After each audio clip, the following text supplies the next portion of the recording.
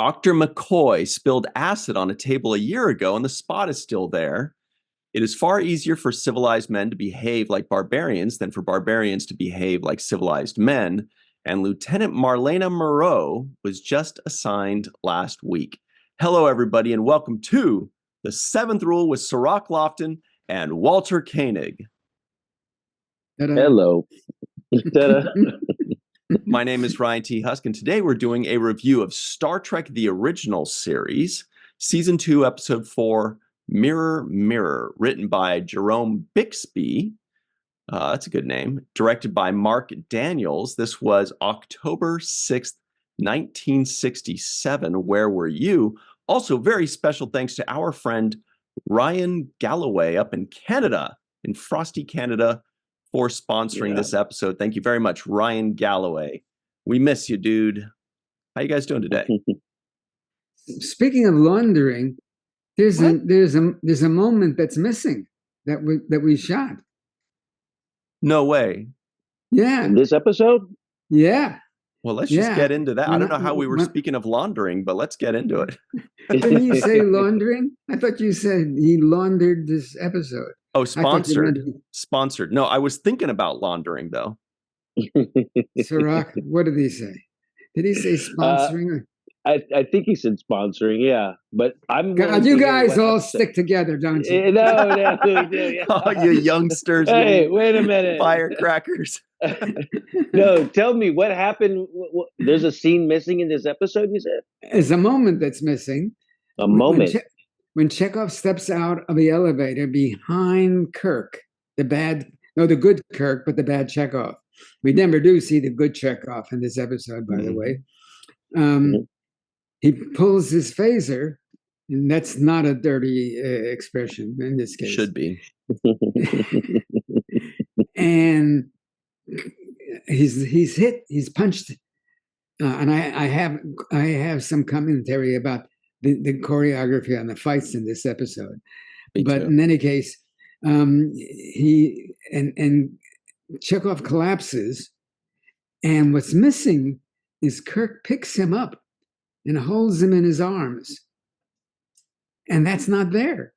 You don't go back to Chekov when before the scene ends, and Kirk is holding him and saying something about him. So I just thought that's an extraordinarily important and significant and profound moment. And how could we edited it out? I expected to see more Chekov after that booth. In fact, the Agonizer booth. I thought that there was going to be something there, and I was like, did I just imagine it? But I guess I did, because there was not. I felt like there should be some kind of closure to that little story of what's going on. The closure is Kirk turns later on in the episode, and from the side of his mouth says, "Take Chekov out of the agonizing booth." He says something along those lines. Yeah, you're right. Yes. Yeah, which I thought was good. But yeah, I didn't realize that scene was missing. And I probably would guess that the reason they would take it out is because it would make... I don't know if they did it for time or if they did it for how they wanted to portray Kirk making decisions in that moment, if his hands were full holding Chekov. I think they wanted to end on that fight scene a little bit more that he had with the other guy who was trying to move up in ranks.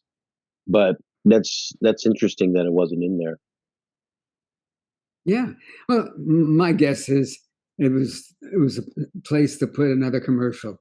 That somewhere along the line they decided that it would behoove them to have more.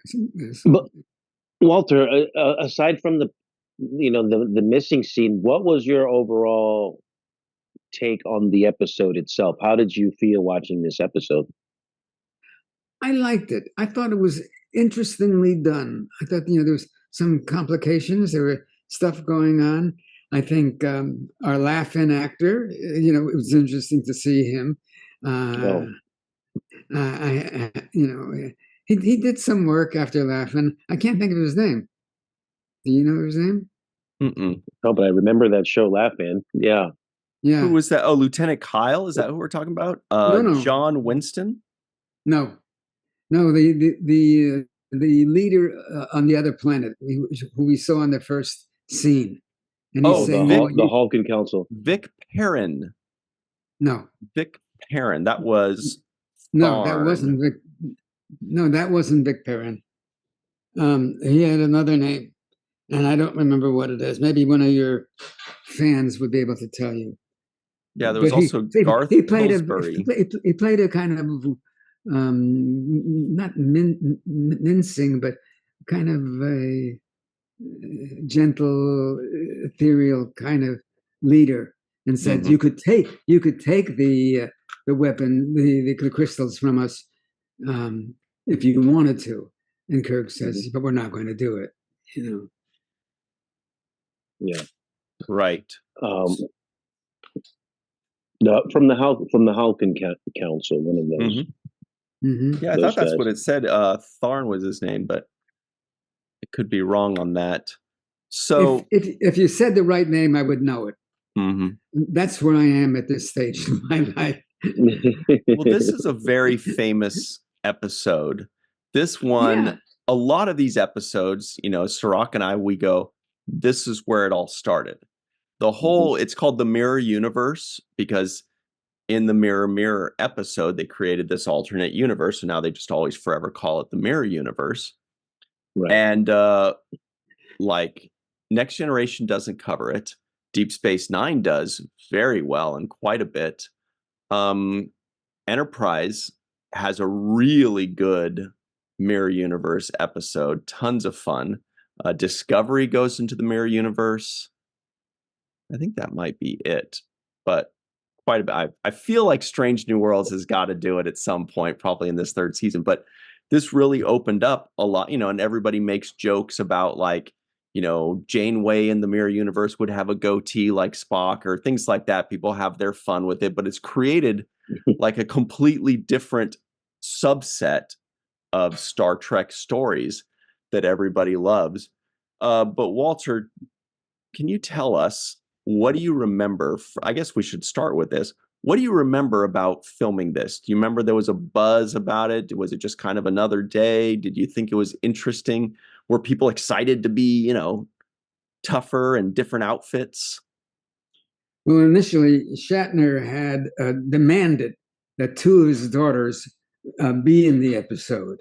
And one of his dogs, he had those big dogs.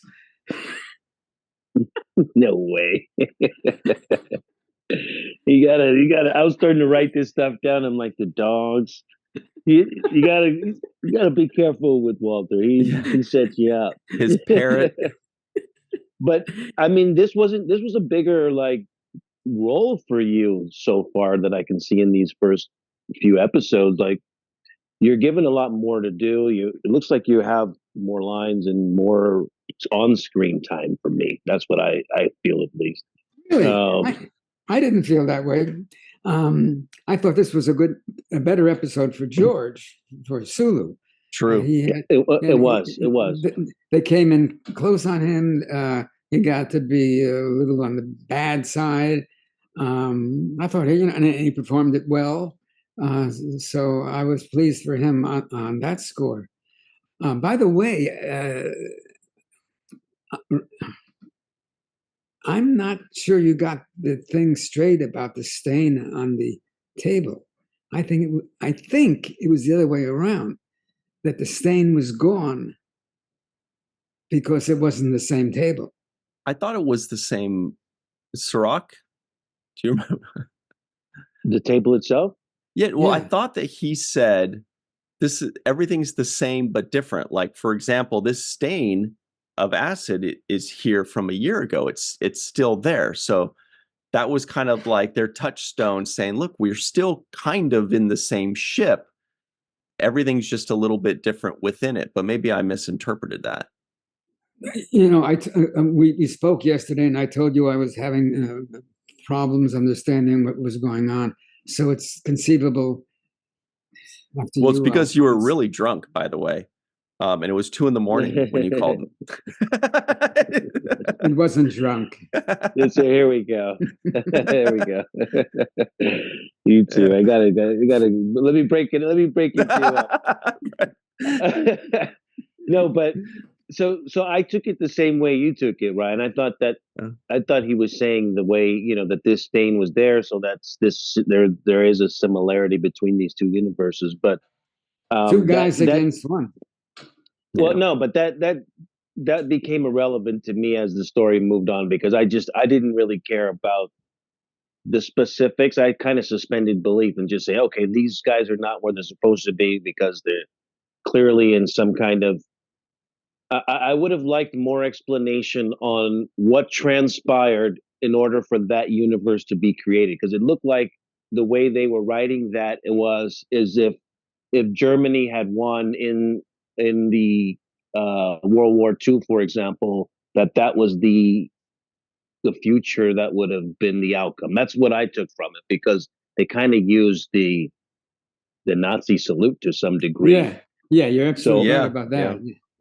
Yeah, so I thought, yeah, this whole like chest out, hand out motion. So I thought what my mind was telling me was, oh, this is the future that would have been constructed in a reality in which Germany had won in World War II. They didn't explain what it was that caused this alternate version, but that was my assumption. I don't know, what were you guys thinking?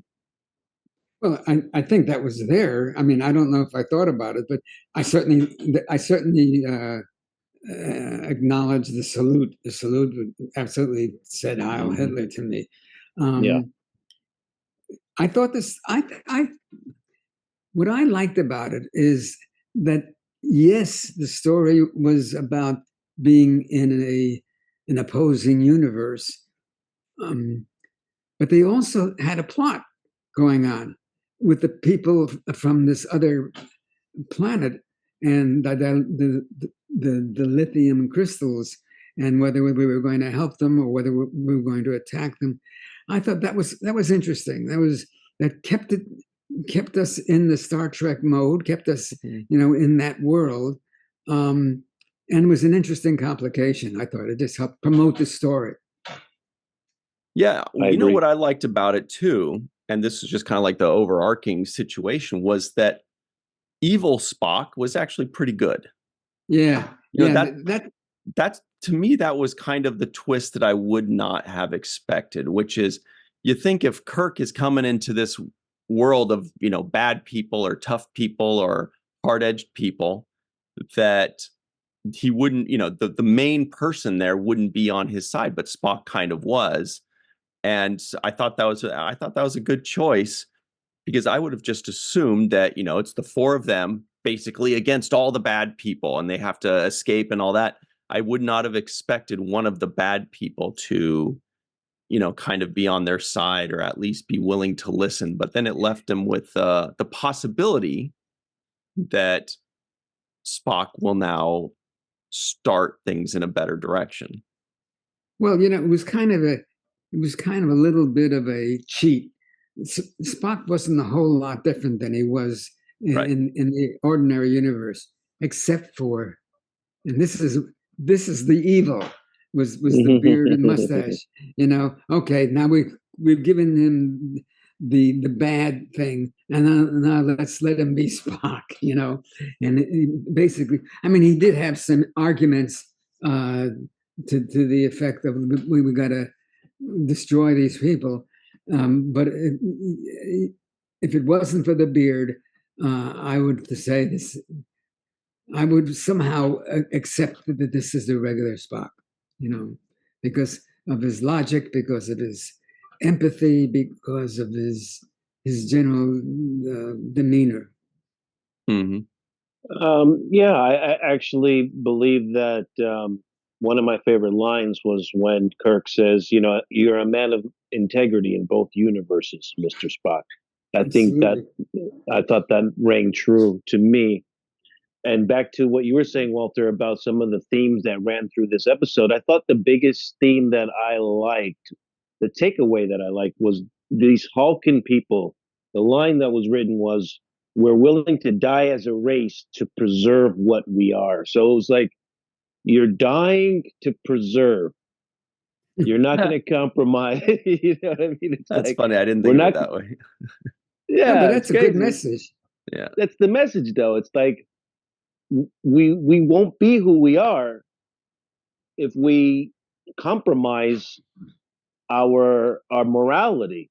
And I thought that was just like, that is a great a message to, being principled and sticking to your values. Agreed. Absolutely. Absolutely. Yeah. So here's the thing with, I wanted to just go back to Spock real quick. And Walter, when you're saying he pretty much just acted like Spock, right?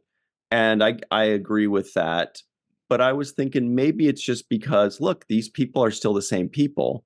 They're just under different circumstances, right? And Vulcans are a little bit more rigid to where their environment won't change them or influence them as much as humans might. So, for example, you get the same human and you put him in a utopia, he'll act like a nice human, but still a human. You put him in this shit situation and he'll be a little more barbaric, but he'll still, he'll be influenced by his surroundings more, right? Whereas a Vulcan is much more rigid in their ways. So you put a Vulcan in a utopia, he'll still be a kind of Vulcan-y, he'll still be logical, he'll still kind of stick to his guns and not really get overly emotional in a positive direction. And then you put him in this mirror universe where people are a lot worse, theoretically. He's also not going to be swayed in that direction as much. So that's what I was thinking, he's more stable in who Vulcans are more stable in who they are. They're very stubborn, but they're very set in their ways, and they're just less influenced by their environment, is what I would think. I would love to have sat in on the story conferences with Leonard there, and how much input he had. And he was there. He what? would be part of these conversations. I think he would. I mean, the supporting actors were never invited to those things, but I'm sure that they sit down conversations, and Leonard made points, about how consistent he should be, how different he should be. I think he played it very well. I think it helped that he had the beard, because it said evil, despite the fact that he wasn't. But it helped us bridge the gap, and accept the fact that this was a different person. In any case, I just thought it was. I thought, my guess is there was a lot of discussion beforehand, and that there was discussion about the uniforms, and things that are not as subtle as some of the other things. For example, when I saw the bridge for the first time, and I saw Sulu in the red uniform and Chekov in the green uniform, I said, "Wait, how does this work?" Mm-hmm. And then I realized Sulu's head of security, and he's going to be next in line.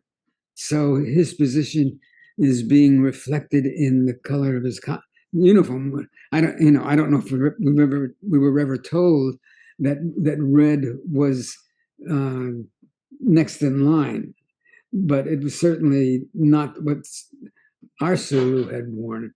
And why was Chekov in the green? I mean, what significance did that have?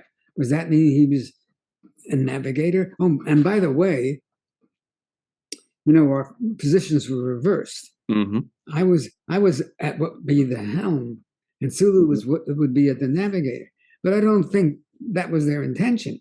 I just think that in terms of just changing the look and giving you the sense that we are in a different, universe, they put us in the opposite chairs. I don't know. That's the way I interpreted it. Can we back up a little bit real quick? Because you said something a couple times that was very interesting. And I'm wondering if Cirroc's ears perked up when you said that. And what you said was green uniform. instead of gold or yellow. And legend has it, I don't know much about I don't know much about anything before 1988, maybe.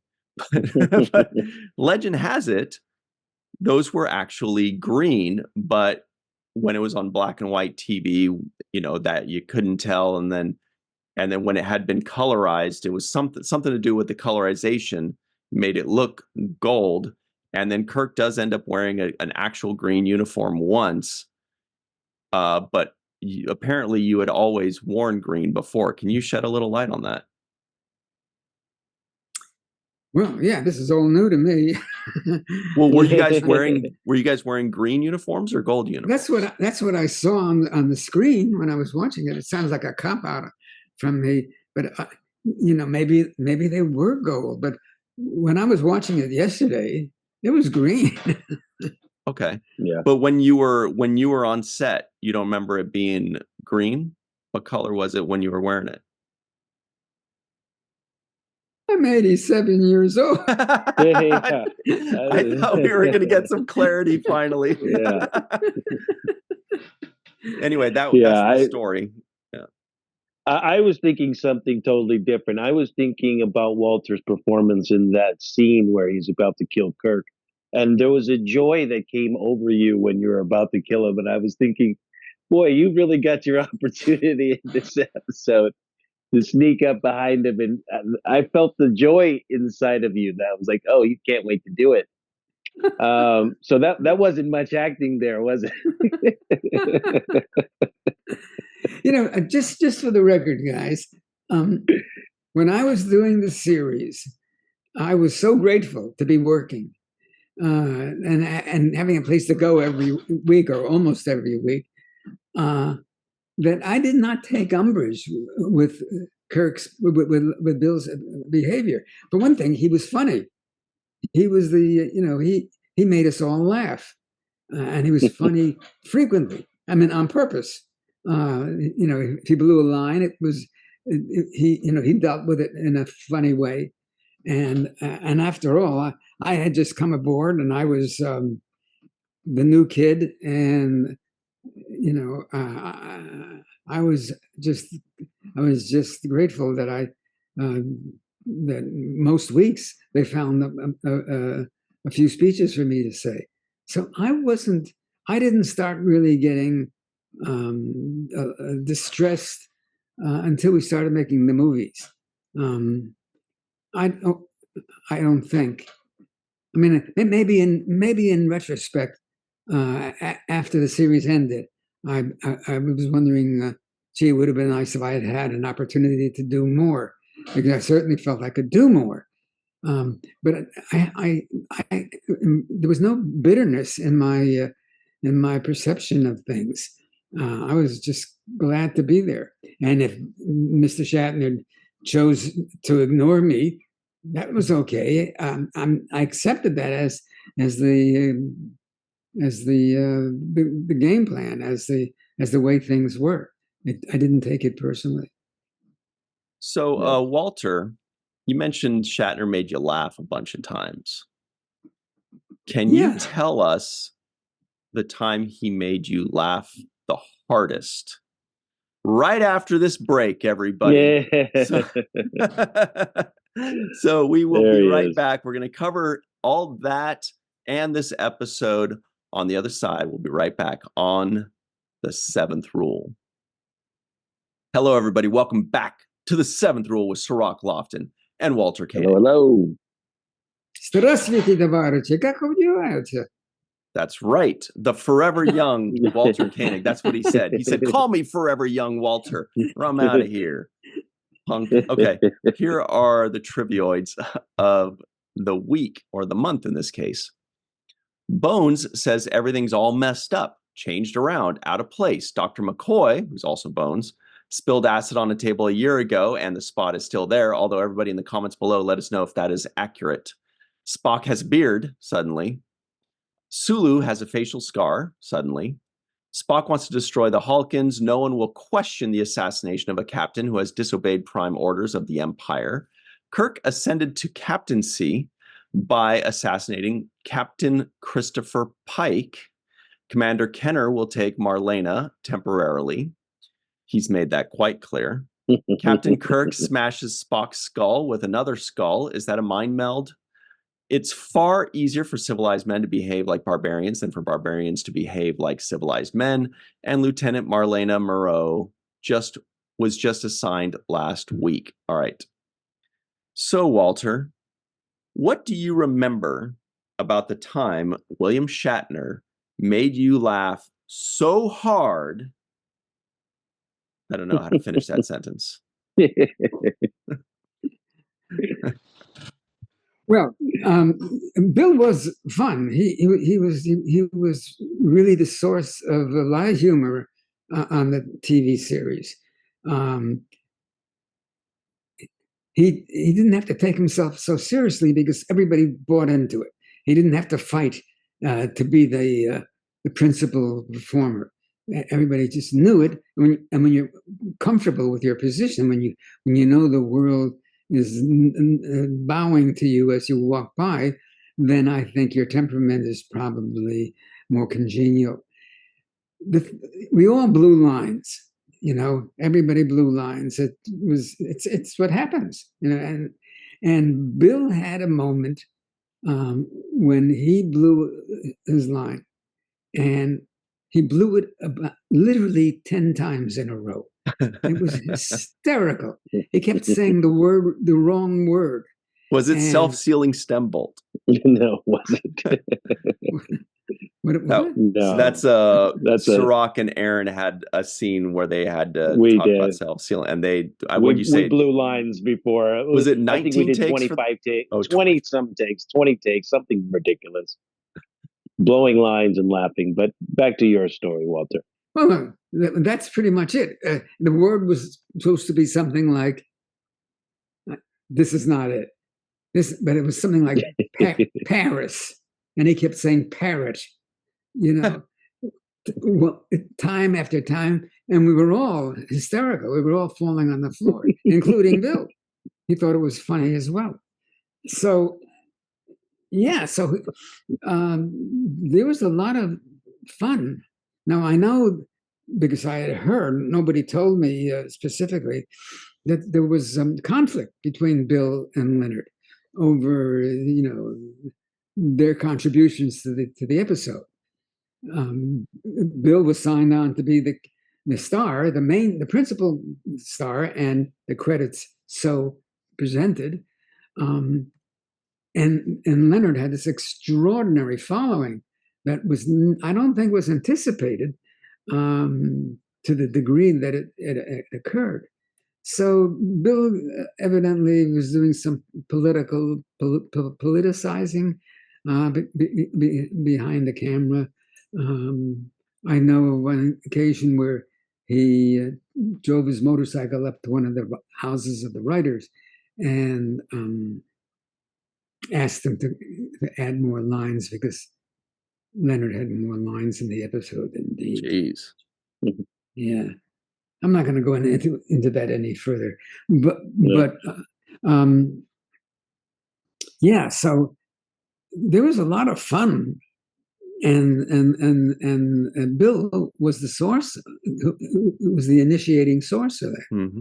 Do you remember what episode it was that? Sorry, do you remember what episode it was that you guys were laughing so much that Bill couldn't get the word? No, I wish I did. I don't. And what were you saying, Cirroc? Sorry. I was saying this episode looked like fun. And I think you mentioned earlier about Sulu's character really getting a chance to really play outside of himself and getting some really good moments on screen. I felt I even wrote in my notes, I kind of like evil Sulu because he got a chance to just play with that character. And also Nichelle Nichols did a great job as Uhura, I thought. And playing her character, she played moments where she was scared. She played moments where she was being coy and manipulative. And I thought she hit all of those notes really well in this episode. Absolutely. Yeah. I mean, you felt the same thing. I mean, it was just, and also she looked really beautiful in that mirror universe costume. You betcha. You betcha. That bracelet she had on her arm, the little golden snake bracelet. She had jewelry on her fingers, and it just was, and the mini skirt kind of crop top outfit just looked stunning on her. So she killed her performance in this episode. I didn't want this episode to end, Walter. I was watching this, and I just felt like they could have made this a two-parter for me. This could have been, I would have gladly seen this whole episode just take place in the mirror universe like it did, and then a whole nother episode of the other mirror people on the actual Enterprise, and that kind of episode could have played out for me as well. Because I was just eating all of this stuff up. I liked this episode. I thought it was good science fiction. I thought, the idea of parallel universe. This is a new thing at the time, in 1967, talking about parallel universes and things of that nature. Even now, they're still kind of controversial scientifically. So I thought that was great. Just in general, Kirk looked like a real leader to me in this episode. So another thing that I like when writers do is when they write the captain to look like a great leader and somebody who has a sense of morality. Kirk in this episode is given that he's written in a way in which makes him look like he's willing to do anything not to kill these people, including sacrifice himself in certain situations. He's willing to be the person that stays behind and beam up the other guys at the end of the episode. So he's willing to take a hit in that way. And when you write your captain, you got to write your captain in these kinds of ways. You have to make them look like a heroic person who stands on principle. And I think they did a good job of writing this episode to put Kirk in that kind of a light. And this is something that I've said before.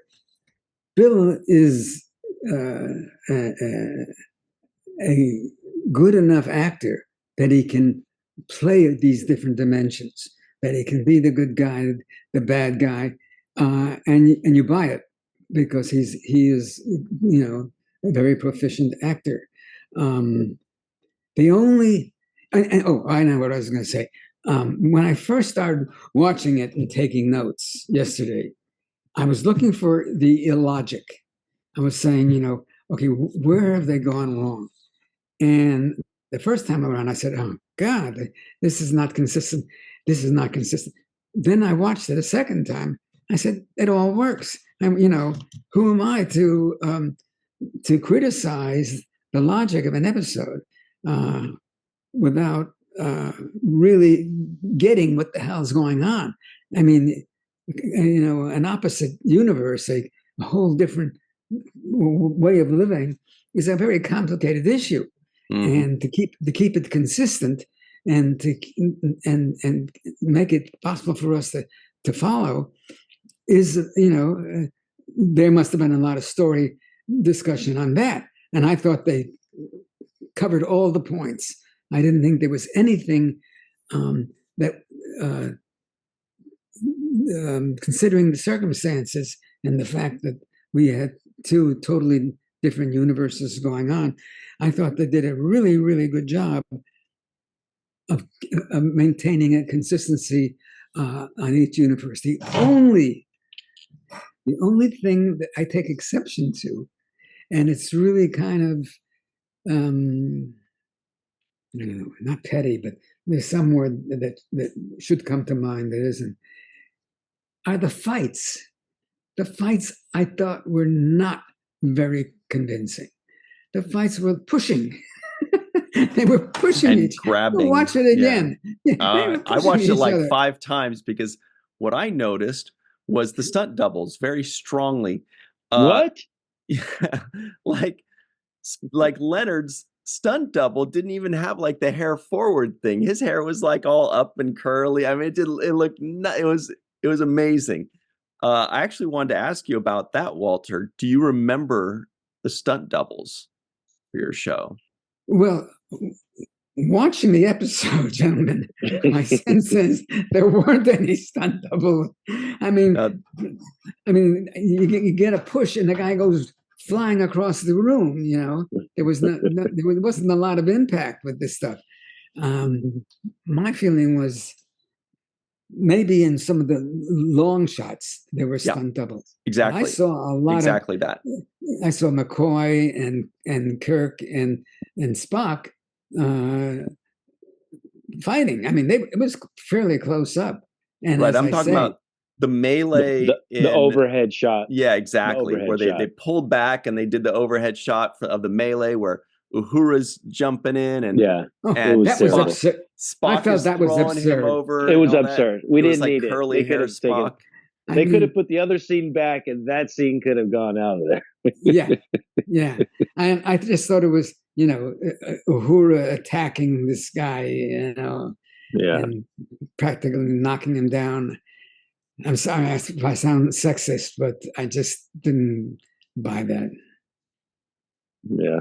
Yeah. The one thing I wanted to talk about too, very quickly, was Cirroc. You mentioned you thought it could have been 2 episodes. Well, here's something interesting. There's a group called Star Trek Continues. Okay. If you guys have heard of them, they did Star Trek fan films. They did like 11 episodes, I think. Their third one was a direct continuation of this episode. And the reason I mention this is because as I was watching this episode, it reminded me very much of that other one because it was so well done. What it does is it takes place immediately after. So the episode opens with that final lecture from Kirk to Spock, with Kirk saying, Spock, maybe someday you could change the world or whatever he says. That's where the episode starts. Then Kirk and them beam away. And then the Mirror Universe, Kirk and team come back. And so this is where the episode starts. And now it's all about Spock with good guy Kirk's words resonating in his head. He's resisting killing the Hulkins. And he's thinking, maybe I can create a revolution. Maybe I can make a change and make things better. And then evil Kirk's back in action. He's like, all right, let's kill this. So I thought it was a really smart thing and really well done. I just want to give them a shout out. I got this shirt from that exact episode because I acted in it, by the way. I got very smart beat up by Kirk. He did Kirk foo to me. It was a lot of fun. Anyway, shout out to them. It was well done. The Incredible Hulkins. But yes, I like the line at the end. There was a line where Kirk says, in every revolution, there is one man with a vision. Speaking to that line that you're talking about at the end. Right. And, I couldn't help but think of Gene Roddenberry as being the man with vision in a kind of revolution as far as television is concerned. So I thought of him in that moment because he had the vision to create this kind of a universe that we're all able to play in and conceptualize around and discuss whether that's logical or illogical or what the consistency of whether you think the facts line up. But it's still a playground in which we all kind of sign up for and say, let's argue the details of this particular universe, which is a parallel universe in itself kind of situation, right? The show itself is a parallel universe of the actual universe in some kind of metaphoric way. But so I did think that that Roddenberry himself is the man who has the vision, and whose vision is being celebrated even to this day. So that was one thing. And the other thing is, there were other things that I walked away with when I heard, for example, terror must be maintained or the empire is doomed. Spock makes a and I thought about the reality of that kind of existence too, in which we have powerful controlling entities, governments that have to maintain terror in order for their empire to sustain, and that is a scary thought as well. We have a candidate who absolutely that's his MO. We have a candidate for president who I believe, and I know this is not the forum for this, but who is who operates under the principle that only if we can scare the population, so badly that they'll do irrational things at the voting booth, can we succeed? And it's so now it's such an this is 60 years after we shot that episode, and we're still dealing with that. Still will forever. Fear is the greatest motivator, they say. That's it. And I also wanted to mention too that even in this parallel universe, the Marlena character who has this visual box that she's able to press a button and make people disappear. So the entire episode was really about preserving life. And, from the beginning, Kirk is like, I'm not going to take it from you. We're not going to kill you. We're just going to, ask you politely for your dilithium. And the entire episode, he's like, don't kill this character. Don't kill this guy. Don't kill this person. He's always trying to, the whole thing is about preserving life, right? Chekov, no, don't kill him. It just is about preserving life. And yet, the only people that do die in this episode are the ones that get disappeared by Marlena. The Tantalus field, I think it was called Tantalus. And what color uniforms are they wearing? And they're wearing, even in the mirror universe, is what I meant. They're still wearing red, and there's some kind of psychology there for us as the audience where we don't care about life. As long as they're wearing that red uniform, we're like, oh, that's all right. It's, everybody else's life needs to be saved. But those three guys in the red thing, we'll talk about it later. We'll fill out the report. It was strange that Sulu's life was spared. Like, why did Marlena kill Sulu's henchman, but not the actual person that was leading the revolt? I didn't. Good point. I thought of that. Good point. Do we have who was an also answer, wearing red, by the way? Who was also wearing red? But because he's a main character, that's all I could come up with while I was watching. I was like, well, this is a main character. But in the mirror universe, he could die in the mirror universe. We don't know that though. That was another thing. Like, we don't know that the death of your character in the mirror universe doesn't also reflect to your life in the other universe. So that, I think that was like the Dark they didn't Crystal. Want to touch it. They didn't want to touch that particular, I think, topic. I think they didn't want to kill. There was the movie, Jim Henson and Disney's movie, The Dark Crystal, where it had the Skeksis, and I can't remember what the other guys were called, but there were 7 left. And there were 7 good ones and 7 bad ones. And if one of the good ones died, one of the bad ones died, and vice versa. Really interesting. But Walter, I wanted to ask you about the Agonizer Booth. Do you remember the Agonizer Booth? Because I thought it was great.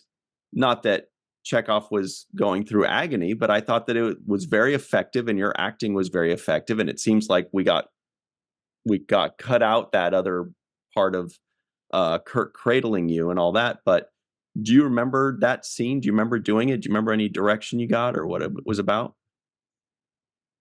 Well, I hate to embarrass you, Ryan, in front of me. I'm used to it. What? I'm used to it. Go ahead. Yeah. Considering we have millions of people watching, I feel uncomfortable criticizing you. That agony booth was real. I was under extraordinary pain. It was, they gave me stunt pay to do that. They're like, we're going to put you through a ton of pain, but you get a 15% bump. God, I cannot tell you. Moments like that I always found rewarding because it gave me something to do. There was just so many aye, Captain, so that when you go, that was something to do. Right. So and like in Star Trek: The Motion Picture, I had something to do. And of course, the reason why they did that, I'm convinced, why they kept writing. People always ask me, why are you the guy that they're always, making to suffer? It's because they have to show the jeopardy, they have to show the pain, and it's less unbecoming to have a younger, less mature officer experience it. It's, if it was Scotty or McCoy, that would suggest that we are not as well trained the crew, that we are not as heroic. That would have that significance. Having the young guy going through all of the agony, is just more acceptable, and he can withstand it. He can survive it. I don't know what the question was, but that's my answer. Do you think it was also because Chekov seems also like, if he's the youngest, he's the most innocent? Maybe people like it would be most, pardon the pun, but agonizing for people to watch the young, innocent, bright-eyed and bushy-tailed, kid being tortured, being injured, being hurt. Do you think it had anything to do with that? And of course, your likability factor was like a 10. Well, I think that's what I said. They chose the most vulnerable character, vulnerable without being unbecoming. I mean, if you're that young, you really haven't gotten it all together yet. And if anybody was going to express pain and the audience find it understandable, or wouldn't be embarrassed about it, it would be Chekov, because he's so young. 22, sir. Although I wasn't 22. So yeah, that's definitely in the mix. And it worked. So, you find something that works, you go back to it. So now we have Chekov must suffer episodes, like O'Brien must suffer episodes of Deep Space Nine. But guess what? It's time for the home run of the day. Cirroc, who gets the home run of the episode?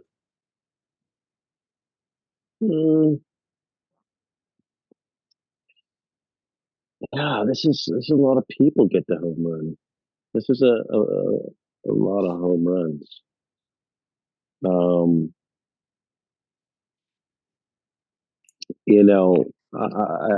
gonna say that William Shatner gets the home run for this episode. Carried it pretty well to me.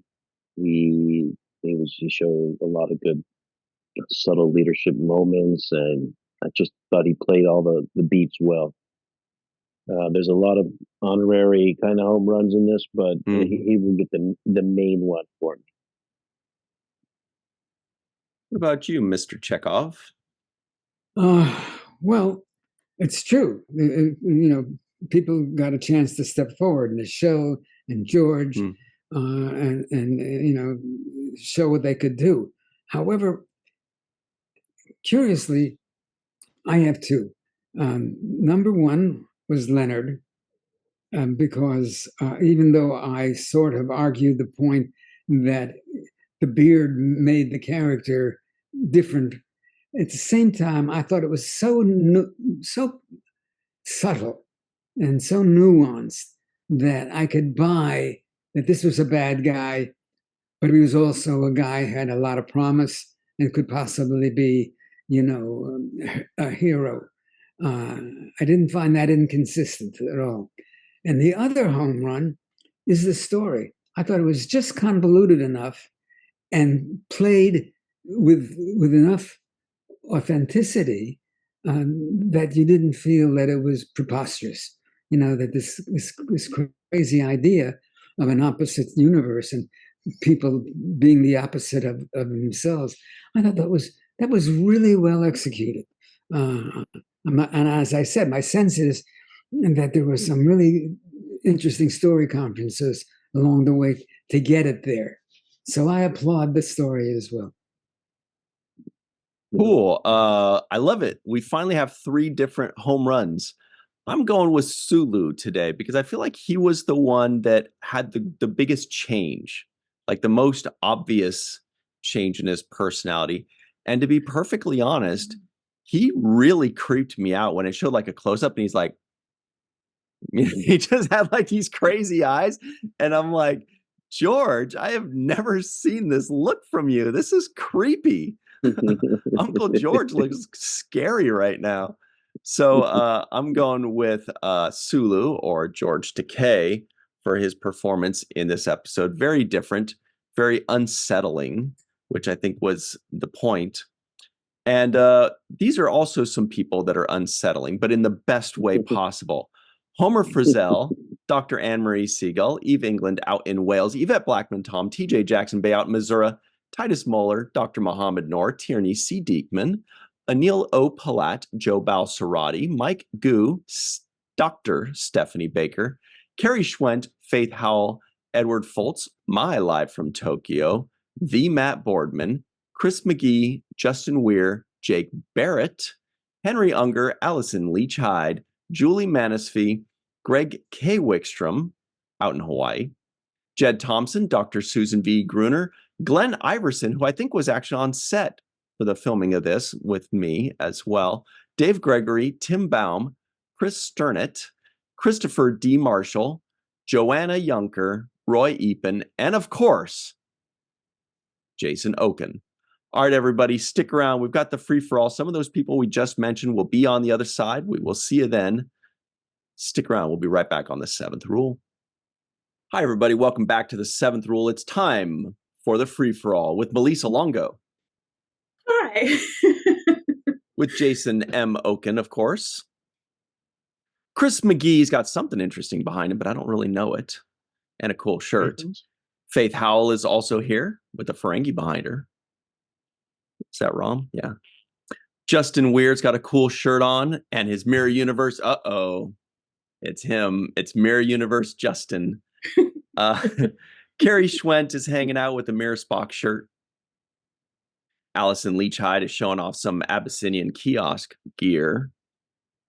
And Goldu Scott Jensen is ready to take over the world. What's up, Scott? Mm-hmm. All right, first things first. Ooh, this one. I've been looking forward to this. I've given away no hints. Jake Sisko guesses the IMDb score. Yeah, this is a great episode. I'm going to say this is like a 9. Wow. Straight 9. Wow. That is one of the highest guesses you have ever made. Melissa has a terrible poker face right now. Does anybody else have any guesses that doesn't already know?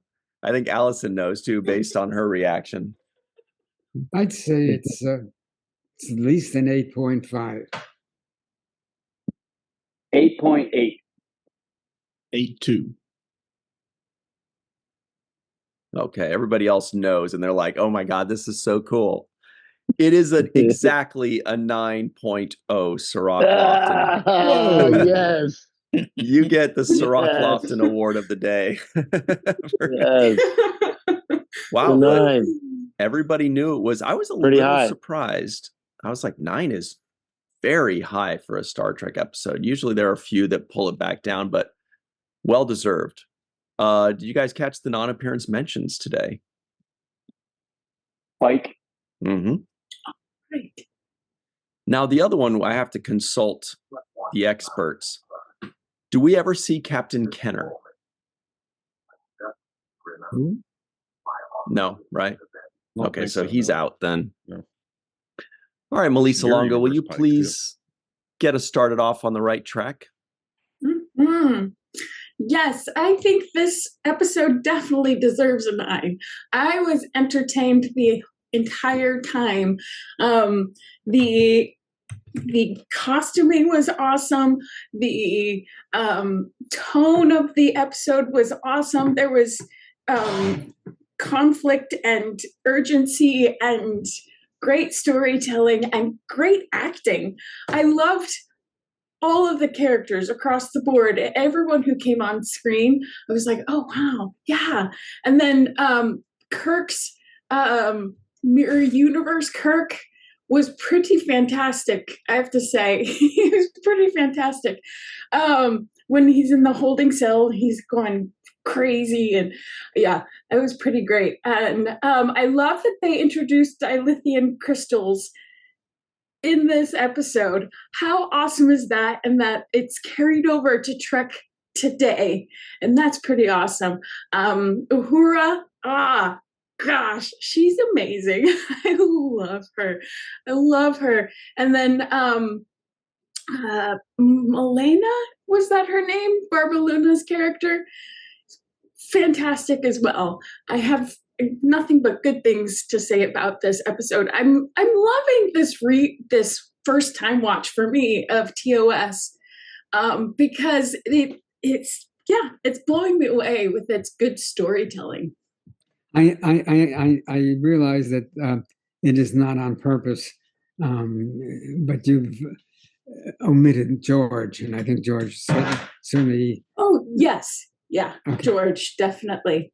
Yeah, okay. He was fantastic in this scene. This is why I chose this picture, is because it was so good, and the tension between George and Nichelle is wonderful. Yeah. I did not need to omit him. I did appreciate his performance very much. It's hard to think straight when you got a cat climbing on you, too. Just wrapping herself around. Thanks very much, Malissa Longo. Jason M. Okun. First and foremost, question for you. What did I hear about green uniforms in the past? Weren't the uniforms originally green, and then when they were transferred into color, they went gold? Did I imagine that? That long pause means I did imagine that. Ryan, I think, and Walter would know this better than I would by all means. I think they may have had a little bit of a greenish tint that showed up yellow on the screen. They weren't completely green. Yeah. I think I've seen some material. It did look a little greenish to me, but that could have been, the fact that it was hanging in some closet for 35 years at that point. Okay. And what did you think of this particular episode, by the way? Well, I mean, when we say something's a classic, sometimes it's, the term is overused. Here, it certainly is not. And I think, when the show, enters the popular zeitgeist, and here, at least Spock's beard has entered the pop culture zeitgeist, sort of well beyond the show. I mean, it is a classic in every sense of the word. It is perhaps one of the best looking original series episodes. The way the alternate Enterprise was lit was quite a bit darker than I think what Jerry Finnerman did for the kind of a regular Enterprise. And I think, I recommend looking at the Blu-ray version because you can see it a lot better than the streamed version. It's just a wonderful looking episodes. And I can certainly repeat what Melissa said about performances. They're all wonderful. This is also the first episode where we hear Chekov scream. Yes. At least alternate Chekov. And it sets the stage for further screaming. And I guess, Walter, it came in the middle of some of the other episodes where you had certainly more to do. It came between the Apple and the Deadly Years. So I just wanted to ask you, because you seem so knowledgeable and you carry yourself with an extraordinary sense of being knowledgeable. I want you to know that. I'm kidding. What was the name of the actor who played the leader on the other planet? Oh, you mean the leader of the Hawkins? No. Yeah, the laughing actor. Damn. I mean, he did the voice for the Nomad for Nomad, and oh really? Well, Perrin. It said something. Yes. Yeah, Perrin, Big right? Perrin. But Walter said that's not who he's thinking of. It's not the actor. Interesting. I mean, he's written as having done the voice for it, but and he did the Metron in the first season. I mean, Okay. that's definitely him. I mean, it was his voice. It was a little bit altered, I think. You know, they I filmed the lady, and he played a very on Laughing every week. He played a very wimpy guy who would come on and do a 30, 40-second monologue, as I recall, and that was it. But he was part of the cast. He was there every week. Okay, never mind. Everybody in the comments below, let us know who's the guy Walter's thinking of. We got to figure this out. He was on Laughing. That's the big clue. That's your big hint. And he played a wimpy guy every week. Somebody that has never played a wimpy guy is the Dark Lord, Chris McGee. What's up, Chris? What do you think of this one? Yes, well, this is obviously, as has already been mentioned, one of the most recognized, referred to, and popular episodes in Star Trek's history. He created the whole meme of a goatee representing an evil version of a person, even before memes had a name. There's even a rock group called Spock's Beard. That's their logo over my right shoulder there. And of course, yes, it led to the Mirror Universe series of episodes on DS9, and yes, Cirroc, the intendant. I've mentioned Let the record show that Cirroc went,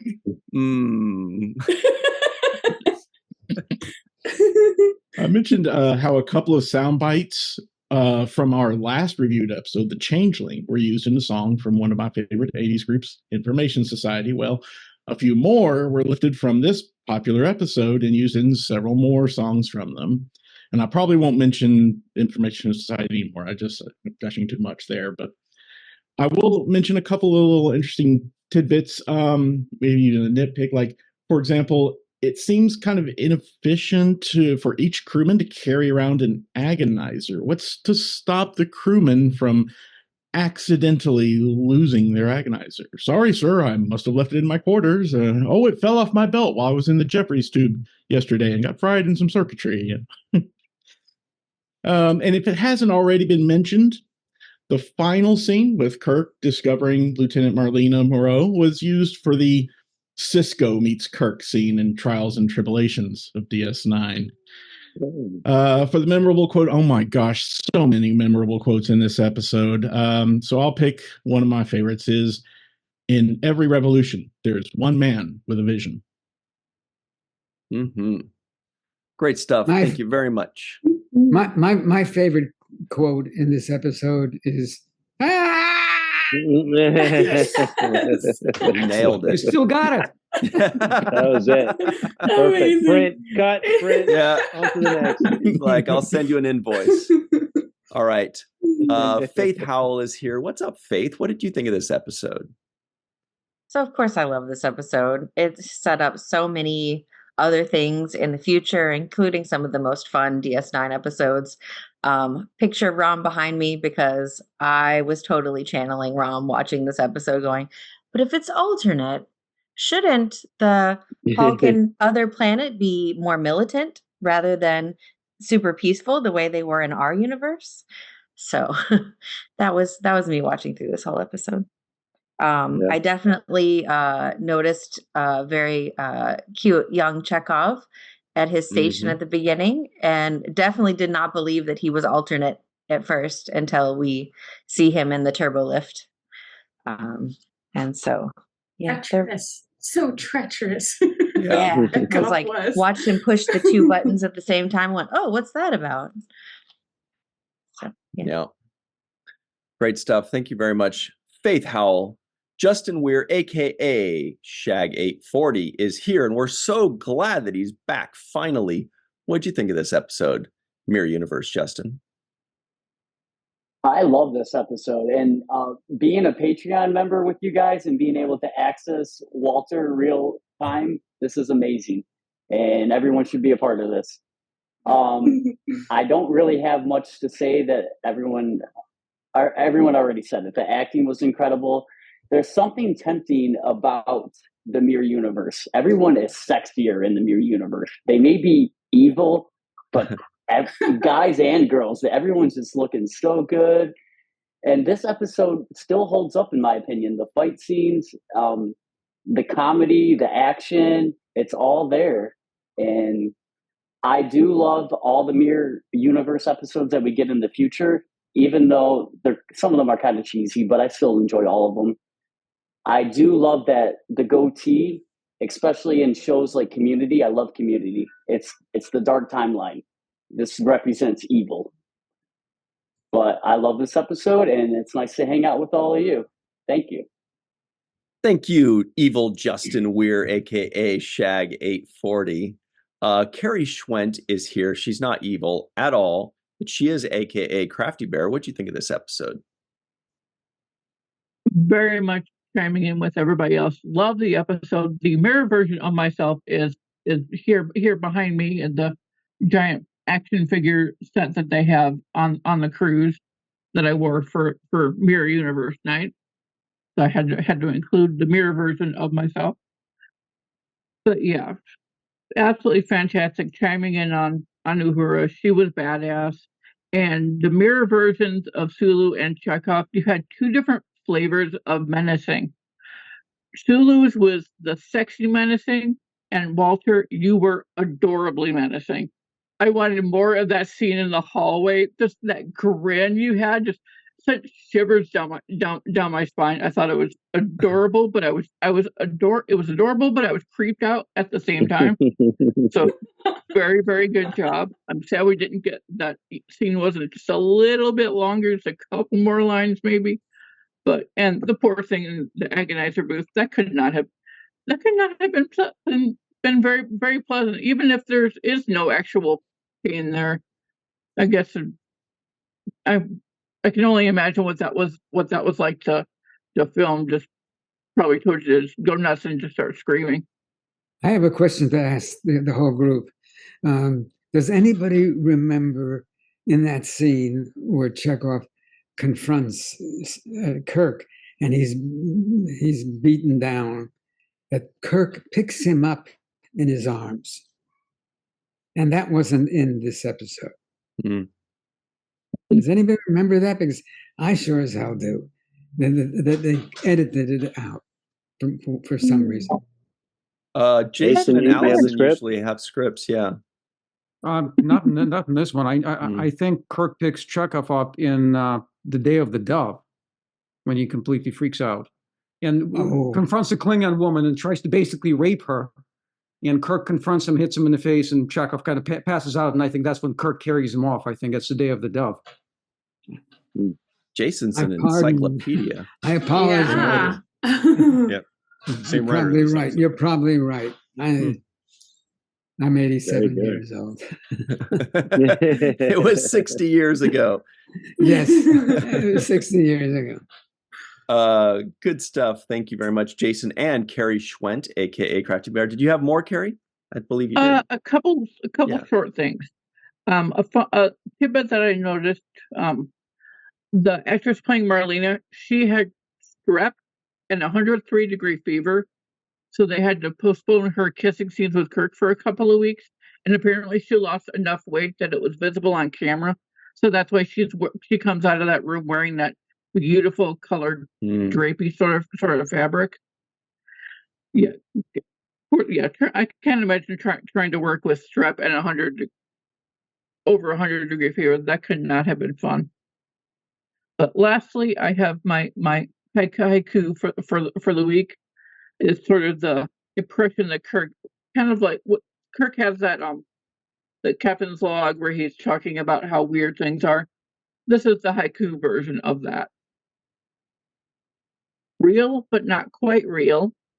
Harsher, more violent, darker. We don't belong here.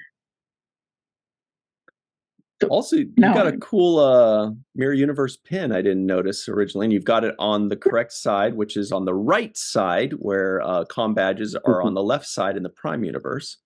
Great stuff, Carrie Schwent. Allison Leach-Hyde, you oftentimes have the script.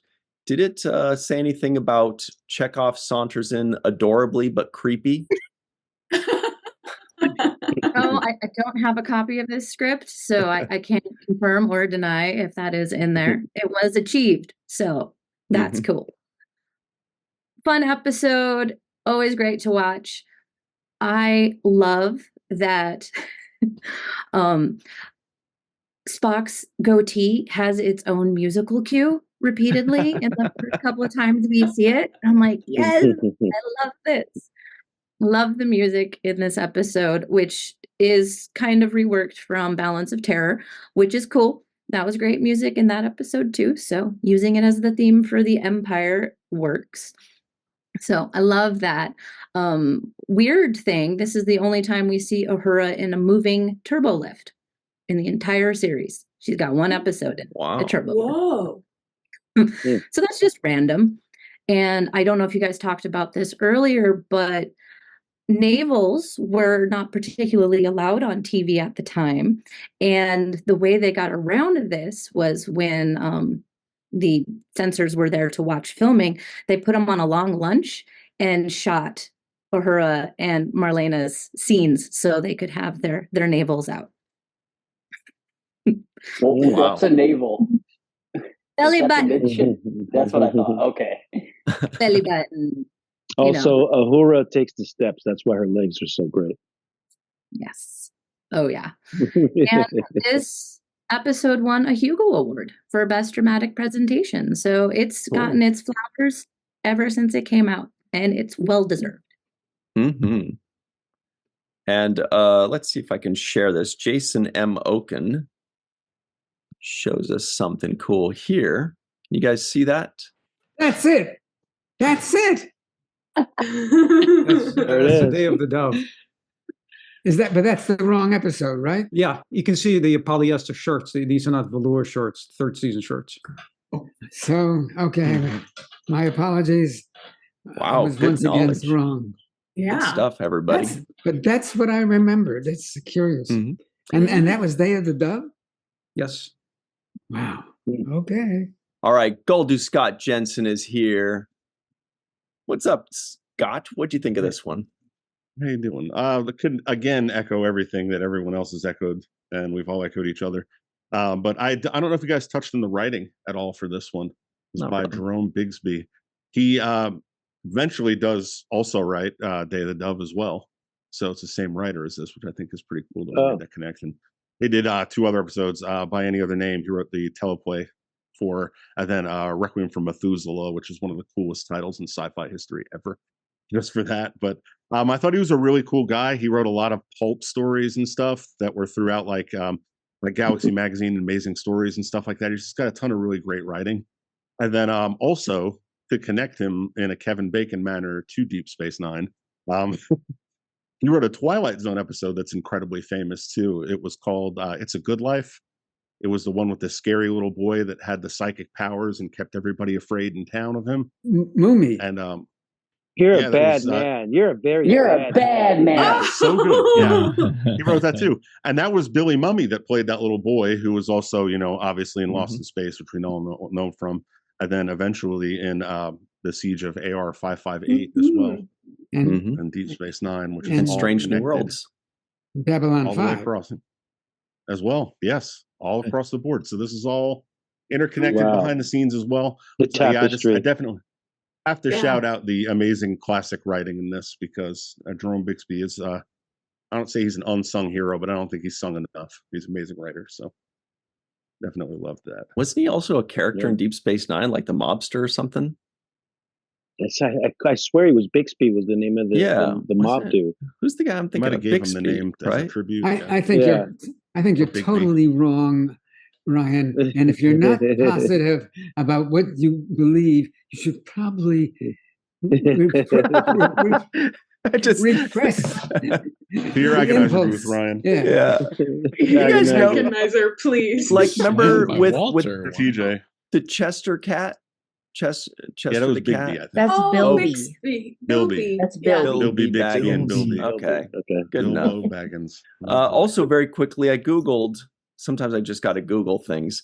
It says, although it's tough to see in the series itself, in the pilot, you can see the famous gold uniforms were actually lime green. They only appeared gold under studio lighting.